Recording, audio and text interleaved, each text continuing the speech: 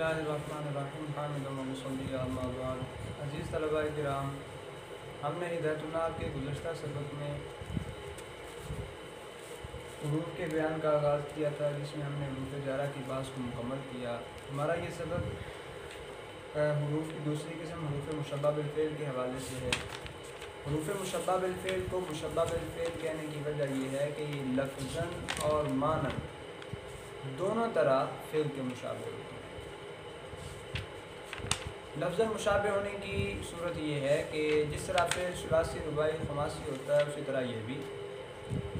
دوسرا، جس طرح فعل مبنی بر فتح ہوتا ہے یہ بھی مبنی بر فتح ہے۔ اور معنوی اعتبار سے مشابہت یہ ہے کہ ان کے معنی افعال کے معنی کی طرح ہی ہوتے ہیں۔ اکدت، شبہت، استدرکت، تمنیت، ترجیت، یہ سارے معنی ان میں پائے جاتے ہیں۔ تو لفظی اور معنی دونوں اعتبار سے مشابہت کی وجہ سے انہیں حروف مشبہ بالفعل کہا جاتا ہے۔ مصنف نے فرمایا الحروف المشبہۃ بالفعل ستۃ، حروف مشبہ بالفعل 6 ہیں: انا و انا و کانا ولکنا ولیتا ولعل۔ انا، انا، کانا، لکنا، لیتا اور لعل۔ هذه الحروف تدخل على الجملة الاسمية تنصب الاسم وترفع الخبر كما عرفت نحو ان زیدا قائم۔ یہ حروف جملہ اسمیہ پر داخل ہوتے ہیں، اسم کو نصب اور خبر کو رفع دیتے ہیں، جیسے آپ نے بھی جانا ان کا عمل ہے۔ اسم کو نصب اور خبر کو رفع دیں گے۔ ان زیدا قائم، اس میں زید ان کا اسم ہونے کی وجہ سے منصوب ہے، قائم خبر ہونے کی وجہ سے مرفوع ہے۔ وقد يلحقها ملکافۃ فتکفها عن العمل وحینئذ تدخل علی الافعال تقول انما قام زید۔ حروف مشبہ بالفعل غیر عمل اس وقت ہوتے ہیں جب ان کے ساتھ ما کافہ لاحق ہو، تو ما کافہ لاحق ہو کر ان کو عمل سے روک دیتا ہے۔ بنیادی طور پر تو یہ جملہ اسمیہ پر داخل ہوتے ہیں، لیکن جب ما کافہ کے ساتھ آئیں تو پھر یہ افعال پر بھی داخل ہو جاتے ہیں۔ تقول انما قام زید، دیکھیں اس میں انا کے بعد ما کافہ آیا ہے تو یہ جملہ فعلیہ پر داخل ہو رہا ہے۔ تو بنیادی طور پر ہمارے سامنے یہ بات آئی حروف مشبہ بالفعل عامل غیر عامل۔ عامل کب ہوں گے؟ جب ما کافہ کے بغیر ہوں، جملہ اسمیہ پر داخل ہو کر اسم کو نصب اور خبر کو رفع دیں گے۔ اور غیر عامل کب ہوں گے؟ جب ان کے ساتھ ما کافہ آ جائے تو پھر جملہ اسمیہ کے ساتھ ساتھ یہ جملہ فعلیہ پر بھی آ سکتے ہیں، اس وقت ان کا لفظی عمل نہیں ہوگا، یعنی یہ اسم کو نصب اور خبر کو رفع نہیں دیں گے جب ما کافہ کے ساتھ۔ ما کافہ سن رہا ہے جو ان کو عمل سے روک دیتا ہے، روکنے والا، کافہ کہتے ہیں روکنے والا۔ وَعَلَمْ أَنَّ إِنَّ الْمَكْسُورَةَ الْحَمْزَةِ لَا تُغَيِّرُ مَعْنَى الْجُمْلَةِ بَلْ تُؤَكِّدُهَا، وَأَنَّ الْمَفْتُوحَةَ الْحَمْزَةِ مَعَ مَا بَعْدَهَا مِنَ الْاسْمِ وَالْخَبَرِ فِي حُكْمِ الْمُفْرَدِ۔ یہاں سے انا اور انا کے استعمال کے حوالے سے مصنف تنبیہ فرما رہے ہیں کہ ان کی کلام کے اندر ہمیں پہچان کیسے ہوگی، ہمیں پتہ کیسے چلے گا کہ یہ انا ہے یا یہ انا ہے۔ تو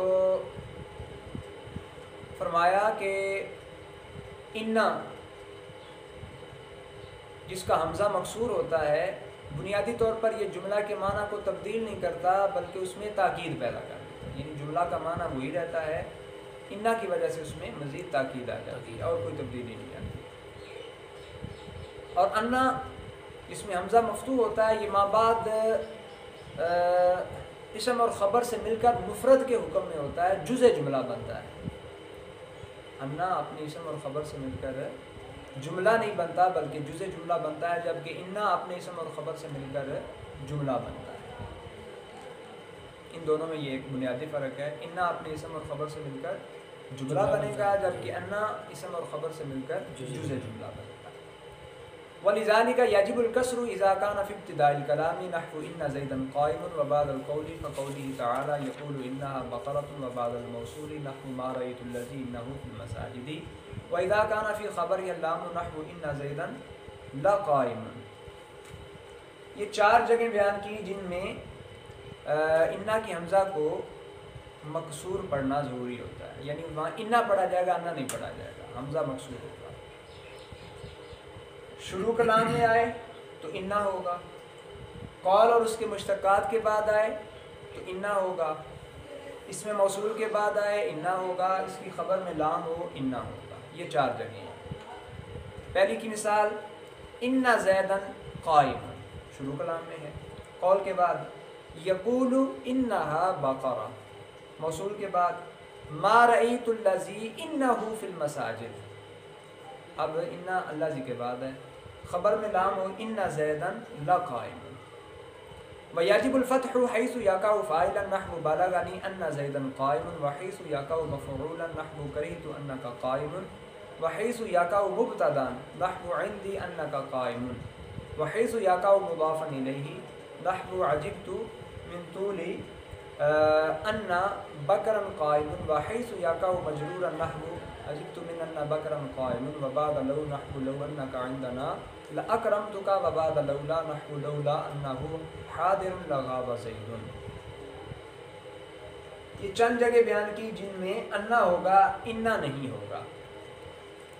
جب یہ فاعل واقع ہو تو وہاں انا ہوگا، یعنی حمزہ کا مفتوح ہونا ضروری ہے۔ بالغنی انا زیدن قائم، یہ فاعل کی مثال بیان کی، اس میں انا زیدن قائم اسم اور خبر سے مل کر بالغ کا فاعل ہے۔ مفعول واقع ہو کرہت انا کا قائم، اس میں انا کا قائم اسم اور خبر سے مل کر کرہت کا مفعول ہے۔ مبتدا واقع ہو اندی انا کا قائم، کیا ہو مبتدا،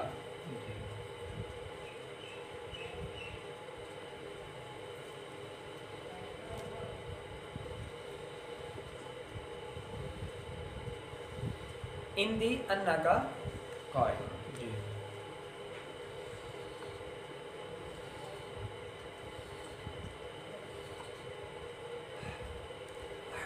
مضاف الیہ واقع ہو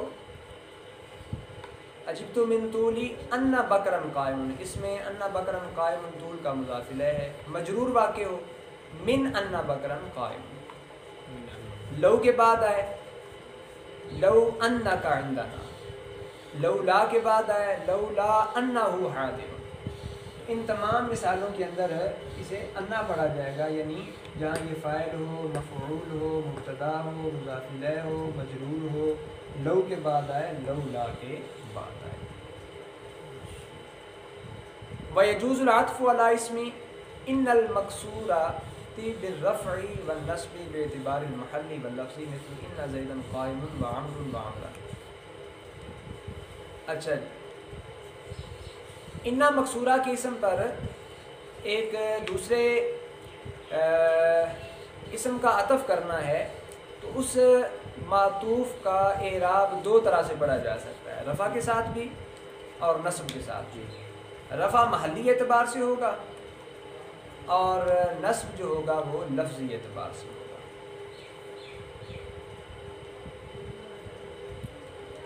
محلی اعتبار سے رفع کیسے ہوگا؟ چونکہ انا کا اسم جو ہے لفظی اعتبار سے تو منصوب ہے، محلی اعتبار سے مرفوع ہوتا ہے کیونکہ وہ مبتدا ہوتا ہے اور مبتدا میں اصل رفعی ہے، اس لیے اس کے اسم پر کسی اور اسم کا عطف ہو رہا ہے تو اس کو مرفوع بھی پڑھ سکتے ہیں محلی اعتبار سے، منصوب بھی، جیسے انا زیدن قائم وعمر بھی پڑھ سکتے ہیں، انا زیدن قائم وعمرا بھی پڑھ سکتے ہیں۔ یہاں تک تو ان دونوں کے استعمال کے اعتبار سے جو فرق ہے اس کی تفصیل بیان کی۔ اس سے آگے ایک اور تنبیہ فرما رہے ہیں، وَعْلَمْ أَنَّ إِنَّ الْمَكْسُورَ يَجُوزُ دُخُولُ اللَّامِ عَلَىٰ خَبَرِهَا، انا مکسورہ کی خبر پر لام کا داخل ہونا جائز ہے، خبر میں لام آ سکتی ہے، انا زیدن لقائم، وَقَدْ تُخَفَّفُ فَيَلْزَمُهَا اللَّامُ كَقَوْلِهِ تَعَالَىٰ وَإِنْ كُلًّا لَمَّا لَيُوَفِّيَنَّهُمْ۔ انا میں تخفیف بھی کی جاتی ہے، یعنی تشدید کی بجائے اس کو مخفف پڑھا جاتا ہے ان، اور جب اس کو مخفف پڑھا جائے تو پھر لام لازم ہوگا، خبر میں لام لانا ضروری ہوگا، جیسے قرآن مجید میں ہے وَإِن كُلًّا لَمَّا، تو کلن اس کا اسم ہے، آگے خبر جو ہے لما، وَإِن كُلًّا لَمَّا، لما میں لام جو ہے وہ آیا ہوا ہے خبر کے اندر۔ وَحِينَئِذٍ يَجُوزُ إِلْغَاؤُهَا كَقَوْلِهِ تَعَالَىٰ وَإِن كُلٌّ لَمَّا جمیع لدینا محترم، کل لما دونوں جگہ پہ ہے۔ تو یہاں دیکھیں ان مخفف ہے، خبر میں لام ہے، تو ان کے عمل کو اسم کی صورت میں لغو کرنا یعنی باطل کرنا یہ بھی جائز ہے، یعنی یہ اسم کو نصب نہیں دے گا۔ وَيَجُوزُ دُخُولُهُ عَلَى الْأَفْعَالِ عَلَى الْمُبْتَدَإِ وَالْخَبَرِ نحو قوله تعالى وَإِن كُنتَ من قبله لمن الغافلين وَإِنَّ ظُنُّكَ لمن الكاذبين۔ اچھا، جب یہ ان مخفف ہوتا ہے تو پھر ایسی صورت میں اس کا افعال پر داخل ہونا بھی جائز ہے، وہ افعال جو مبتدا اور خبر پر داخل ہوتے ہیں، وہ افعال جو مبتدا اور خبر پر داخل ہوتے ہیں ان افعال پر ان مخفف کا داخل ہونا جائز ہے، جس طرح قرآن پاک میں ہے وَإِن كُنتَ مِن قَبْلِهِ لَمِنَ الْغَافِلِينَ۔ اصل میں یہ اِنَّا سے تخفیف کے بعد ان ہوا ہوتا ہے، یہ ان شرطیہ نہ سمجھ لیا جائے۔ اسی طرح وَإِنَّ ظُنُّكَ لَمِنَ الْكَاذِبِينَ، اس میں بھی ان یہی مخفف ہے۔ وَكَذَلِكَ أَنَّ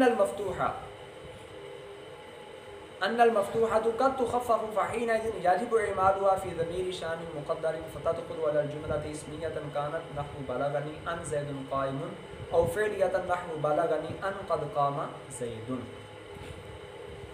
جس طرح انا کے اندر تخفیف کی جاتی ہے انا کے اندر، اسی طرح انا میں بھی تخفیف کی جاتی ہے جو حمزہ کے فتح کے ساتھ ہوتا ہے، تو اس وقت اس کا ضمیر شان مقدر میں عمل کرنا ضروری ہوتا ہے۔ جب اس میں تخفیف کی جائے گی تو اس میں کیا ہوگا، انا میں تخفیف کی جائے تو خبر میں لام ضروری، اور انا میں تخفیف کی جائے تو پھر وہ ضمیر شان میں عمل کرے گا جو مقدر ہوگی، نیت میں موجود ہوگی، لفظاً نہیں ہوگی۔ اور ایسی صورت میں یہ جو ان ہے جملہ اسمیہ پر بھی داخل ہو سکتا ہے، جملہ فعلیہ پر بھی ہو سکتا ہے۔ اسمیہ کی مثال بالغنی ان زید قائم، اور فعلیہ کی مثال بالغنی ان قد قام زید۔ ویجب دخول السین او سوف او قد او حرف نفی علی الفعل كقوله تعالی علم ان سيكون منكم مرضى والضمیر المستتر اسم ان والجملة خبرها۔ اچھا، جب یہ فعلیہ پر داخل ہوگا ان، یعنی انا کے بعد ان تخفیف کے ساتھ جملہ فعلیہ پر داخل ہوگا، تو ایسی صورت میں جملہ فعلیہ میں یا تو سین کا ہونا ضروری ہے، یا سوفا کا، یا حرف قد کا، یا حرف نفی کا، یعنی فعل سے پہلے سین آئے گا، سوفا، قد یا حرف نفی۔ قرآن مجید میں مثال ہے علم ان سیکون منکم مرضی، اور اس میں جو ضمیر مستتر ہوگی وہ انا کا اسم ہوگی، اور جملہ جو ہے وہ کیا ہوگا، اس کی خبر بن جائے گا۔ تو انا اور انا کے استعمال اور فرق کے اعتبار سے ہم نے بحث مکمل کی۔ اس کے بعد آگے تیسرا ہے جی کأنا، اس کے بارے میں فرمایا للتشبیہ، کأنا تشبیہ کے لیے آتا ہے، جیسے مثال ہے کأن زیدن الاسد وہو مرکب من کاف تشبیہ وان المکسورات۔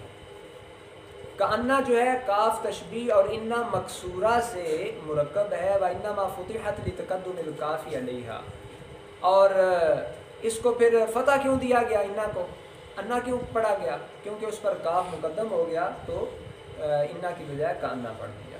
تقدیرہ ان زیدن کالاسد، اس کی اگر تقدیری عبارت بنائی جائے تو وہ یوں بنے گی ان زیدن کالاسد۔ وقد تخفف فتلغى نحو کأن زید اسد، اگر کأنا کے اندر تخفیف کی جائے اور اس کو کان پڑھا جائے تو اس کا عمل باطل ہو جاتا ہے، ختم ہو جاتا ہے، اور اس کو پھر یوں پڑھا جائے گا کأن زید اسد۔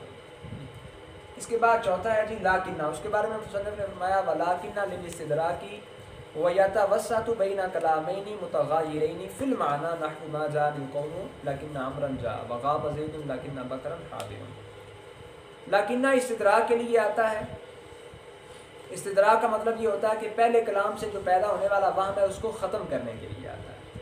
تو یہ معنوی اعتبار سے جو دو متغایر کلام ہوں گے ان کے درمیان آتا ہے، جیسے ما جان القوم لیکن امرا جاء، یعنی قوم نہیں آئی امر آیا ہے۔ غاب زید لیکن بکرا حاضر، زید غائب ہے لیکن بکر حاضر ہے۔ وَيَجُوزُ مَعَهَا الْبَابُ نَحْوُ قَامَ زَيْدٌ وَلَكِنَّ أَمْرًا قَائِمٌ، لاکنہ کے ساتھ واو کا استعمال بھی جائز ہوتا ہے، جیسے یہ مثال ہے قام زید ولاکنہ. وقد تخفف فتلغى نحو مشى زید لكن بکر عندنا، اس میں بھی جب تخفیف ہو تو اس کا عمل لغو ہو جاتا ہے، جیسے مثال ہے مشى زید لكن بکر عندنا. اس کے بعد پانچواں ہے لیتا، فرمایا ولیتا للتمنی نحو لیتا ہندن عندنا واجاز الفراء لیتا زیدا قائما بمعنی اتمنى. لیتا یہ تمنی کے لیے آتا ہے، جیسے کوئی کہے لیتا ہندن عندنا. اس میں امام فراء نے لیتا کو اتمنا کے معنی میں استعمال کرتے ہوئے اسم اور خبر دونوں کو منصوب پڑھنا جائز قرار دیا، لیتا زیدا قائما. آخری ہے جی لعل، فرمایا ولعل للترجی کا قول شاعر شعر احب الصالحین ولست منهم لعل اللہ یرزقنی صلاحا. یہ ترجی کے لیے آتا ہے، امید کے لیے آتا ہے، جیسے شاعر کے شعر میں استعمال ہوا ہے لعل اللہ یرزقنی صلاحا، یہ امید کا معنی دے رہا ہے. وشذ الجر بها نحو لعل زید قائم، فرماتے ہیں کہ لعل جو ہے اس کو جار بنانا کہ اس کے ذریعے اسم کو جر دیا جائے، یہ شاذ ہوتا ہے. کبھی کبھی ایسا بھی ہو جاتا ہے کہ لعل کے ذریعے اسم مجرور. وفی لعل لغات، اس کے بعد مصنف نے لعل کے اندر کچھ لغات بیان کی ہیں جن کے ساتھ اس کو پڑھا جا سکتا ہے. وہ کون کون سی ہیں؟ علا وعنا وانا ولعنا ولعنا، یہ 5 اور لغتیں ہیں. لعل کو اللہ، عنا، انا، لعنا، لعنا اس طرح بھی پڑھا جاتا ہے. وعند المبرد اصلہ علا زید فیہ اللام والبواقی فروع. امام مبرد کہتے ہیں کہ یہ جو مختلف لغات آئی ہیں ان میں اصل علا ہی ہے، اس کے شروع میں لام کا اضافہ کر کے لعل پڑھا گیا ہے، اور باقی جو عنا، انا، لعنا، لعنا ہیں یہ اس کی فروع ہیں.